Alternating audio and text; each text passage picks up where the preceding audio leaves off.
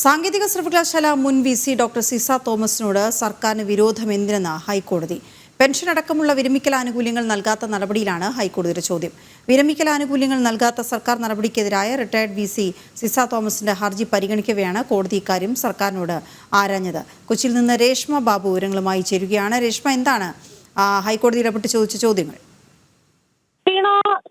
Digital സർവകലാശാല താൽക്കാലിക VC. കൂടിയായിട്ടുള്ള Ciza തോമസിന് നേരത്തെയുള്ള ആനുകൂല്യങ്ങൾ സംസ്ഥാന സർക്കാർ നിഷേധിച്ചിരുന്നു.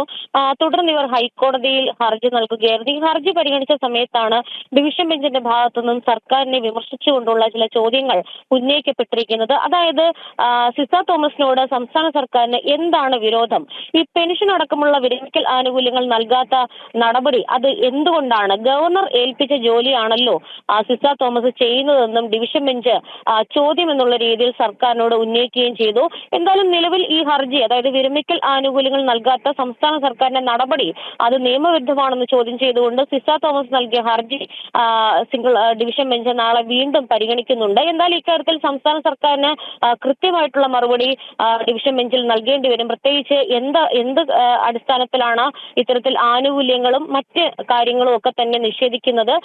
കേവലം ഒരു പ്രതികാര നടപടിയുടെ ഭാഗമായിട്ടാണ് ഇത്തരത്തിൽ ആനുകൂല്യ നിഷേധം തനിക്കെതിരെ സംസ്ഥാന സർക്കാർ നടത്തുന്നത് എന്നുള്ള ഒരു വാദമാണ് സിസ തോമസ് ഉന്നയിച്ചിരിക്കുന്നത്. എന്തായാലും നിലവിൽ ഇപ്പോൾ സർക്കാരിന് നേരെ ഉന്നയിച്ചിട്ടുള്ള ചോദ്യങ്ങളിൽ കൃത്യമായിട്ടുള്ള മറുപടി അടുത്ത ദിവസങ്ങളിൽ സർക്കാർ നൽകിയേ മതിയാകൂ. വീണ. ഓക്കെ, ശരി രേഷ്മ.